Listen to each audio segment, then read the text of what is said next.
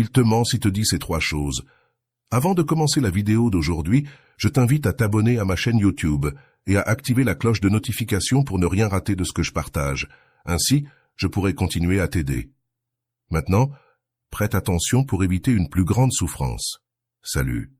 J'espère que vous allez bien et que vous êtes concentrés sur ce que vous souhaitez voir dans votre vie, en laissant de côté ce que vous ne voulez pas.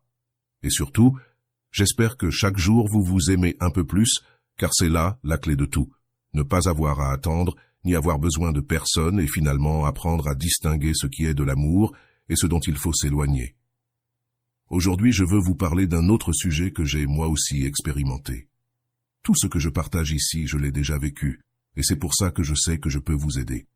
Je sais ce que ça fait mal, je sais ce qu'il faut faire et ce qu'il faut arrêter de faire.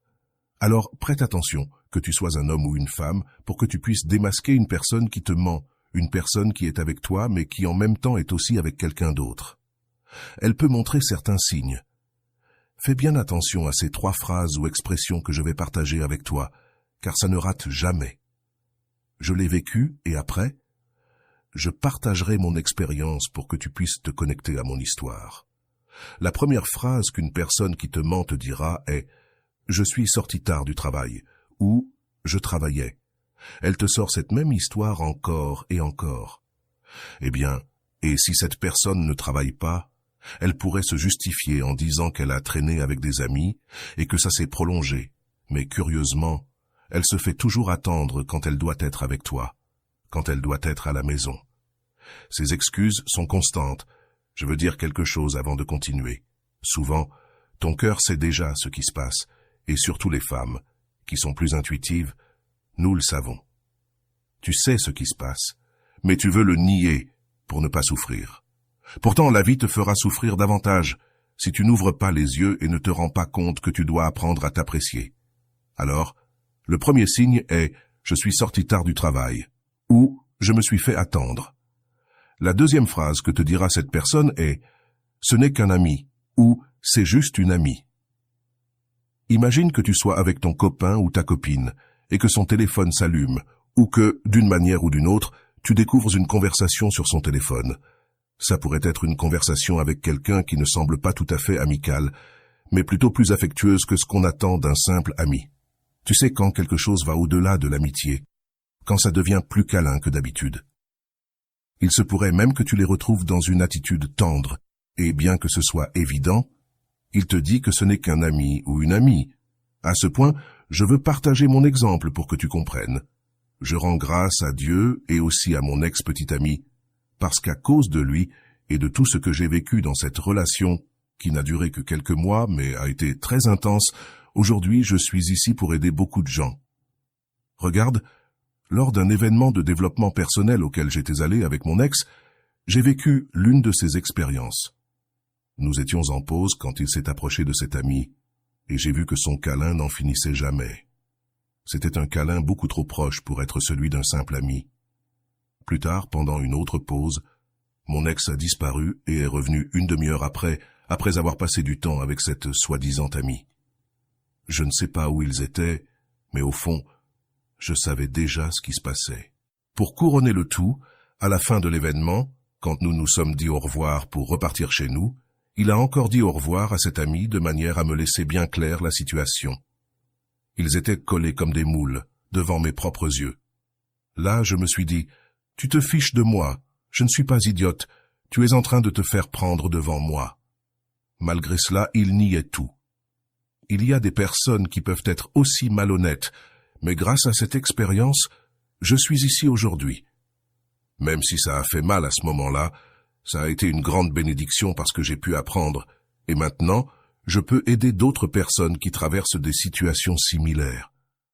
Parfois, le culot est tellement grand qu'ils essaient même de nous convaincre que ce n'est qu'un ami, alors que notre cœur nous dit le contraire. Alors, lorsque tu vois ce genre d'attitude, souviens-toi, ce n'est pas qu'un ami ou une amie. C'est quelqu'un avec qui il y a quelque chose de plus. Fais confiance à ton intuition, car quand ton cœur t'avertit, il se trompe rarement. La troisième phrase que te dira une personne qui te ment est « Tu es folle » ou « Tu es paranoïaque ». C'est infaillible. Quand il te dit que tu t'inventes une histoire qui n'existe pas ou que tu inventes des choses, c'est qu'il essaie de cacher la vérité en te faisant douter de ta propre perception. Après cet événement, je lui ai directement demandé s'il était avec cette fille et il m'a répondu « Tu es folle, tu vois des choses là où il n'y en a pas, je ne suis avec personne. » C'est une tentative de manipulation pour te faire sentir coupable ou confuse. Ce genre de phrase te fait douter de toi-même, te demandant « Est-ce que j'invente vraiment des choses ? Suis-je la seule à mal interpréter ? » C'est une stratégie pour que tu te remettes en question et ne parviens pas à la vérité. C'est pour ça que je dis toujours que quand quelqu'un te demande du temps pour réfléchir à ce qu'il ressent pour toi, ce n'est pas qu'il a vraiment besoin de temps. Il a déjà pris sa décision. Souvent, quand quelqu'un demande du temps, c'est parce qu'il y a une autre personne. Si j'avais eu quelqu'un pour me donner ses conseils à ce moment-là, je me serais rendu compte de ce qui se passait. C'est pourquoi aujourd'hui je suis ici pour partager cela avec vous tous, afin que vous puissiez reconnaître les signes d'une relation malhonnête. Si tu ressens dans ton cœur que quelque chose ne va pas, écoute-le. Tu n'as pas besoin d'attendre que ce soit évident. Si au fond de toi tu sais que tu ne veux pas continuer cette histoire, tu peux agir dès le premier signe et éviter beaucoup de souffrance. La vie te donne l'opportunité d'apprendre à t'aimer toi-même et à faire confiance à ton intuition. Quand j'ai vécu cette expérience, au fond je connaissais la vérité, mais je voulais la cacher, la nier. Avec le temps, tout est devenu évident. C'est pour ça que je veux que tu gardes ces phrases en tête, et si un jour tu te retrouves dans cette situation, tu puisses les reconnaître. Cela ne signifie pas que toutes les personnes mentent, mais parfois la vie nous met dans ces situations pour que nous apprenions à nous apprécier et à distinguer ce qu'est l'amour véritable. Dans beaucoup de relations, tu risques de t'oublier et de te concentrer trop sur l'autre personne, au point de ne pas vouloir la perdre. La vie te présente ces expériences, sont là pour que tu ouvres les yeux et te rendes compte que tu dois te concentrer sur toi-même.